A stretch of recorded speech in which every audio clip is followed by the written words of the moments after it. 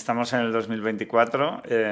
Hay dos conflictos que son los que, digamos, la población mayoritaria en España conoce, que son los que salen en los medios de comunicación, que es el conflicto en Ucrania y ahora Israel con Palestina.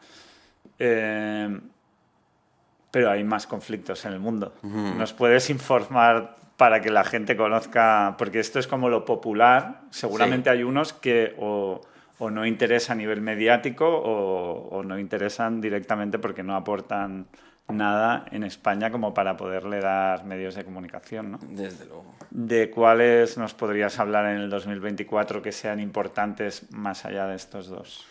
Hombre, hay varios... Bueno, primero hay unos potenciales también. Pues eso, la situación que tienes con Taiwán quizás es el más obvio. Tendría que pensarlo un poco más, pero bueno, la situación entre las Coreas, bueno, todos esos potenciales. Luego están, digamos, conflictos entre estados, que hay pocos, pero bueno... En los 90, por ejemplo, hubo una pequeña guerra entre Ecuador y Perú, en la guerra del río Cenepa, por ejemplo. Eso es muy poquito conocida. Claro. Y aún en América, en Sudamérica, aunque parezca que no, hay unos cuantos conflictos territoriales. Chile, Argentina, Perú, Bolivia, que quedó sin salida al mar con lo importante que es eso en su momento, ¿no? Pero bueno, en general en América Latina, en Sudamérica, lo que queda sobre todo son insurgencias y cada vez más narcoinsurgencias, que ese es otro fenómeno. ¿Eso es un tipo de guerra o no? Podemos hablarlo luego, pero eso desde luego hay que tenerlo en cuenta. Yeah. Luego, por ejemplo, en Etiopía yo os destacaría mucho a Abiy Ahmed, Premio Nobel de la Paz, y parece que le está costando. No sé si genocida, pero bueno, pues tiene acusaciones muy serias en el marco de la guerra del Tigray que se está produciendo. Los tigriños eran la antigua élite de Etiopía. Y ahora ya son eso, la antigua élite. Y están en guerra con el Estado, también, bueno, es un Estado multiétnico que es un poco desastroso, pero es un país con más de 100 millones de habitantes. Entonces, esa guerra interna que tienen, yo creo que es importante. Luego Yemen, la guerra civil de Yemen, que se ha conectado ahora con lo de Gaza, pero que es un fenómeno en sí mismo, que afecta a un estrecho fundamental para la navegación mundial. Sí. La guerra civil con una insurgencia muy fuerte en Myanmar.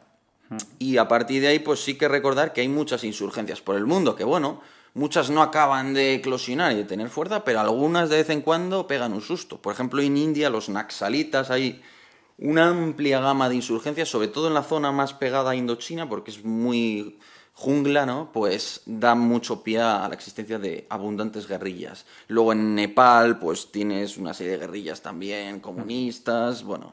O sea, que eso es un poco... Esos son los conflictos que se me vienen a la mente. Luego Armenia y Azerbaiyán. Sí.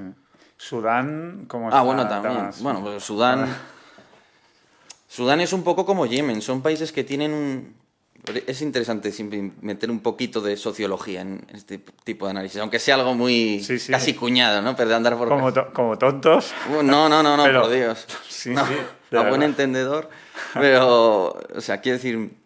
Por ejemplo, los pueblos de la antigüedad tenían la mentalidad de que la guerra era lo habitual y la paz era el periodo intermedio entre guerras. En la mentalidad moderna es justamente lo contrario, ¿no? La paz es lo habitual y las guerras son interrupciones momentáneas. En Sudán y en Yemen, por ejemplo, esa mentalidad nunca ha desaparecido. Es decir, tú analizas la historia de Yemen y no encuentras 20 años de paz seguidas. No sé Sudán del Sur... No conozco tan a fondo su historia, pero por lo menos lo que sé, un poco como Etiopía en una medida importante, aunque bueno, tuvieron un estado, ¿no?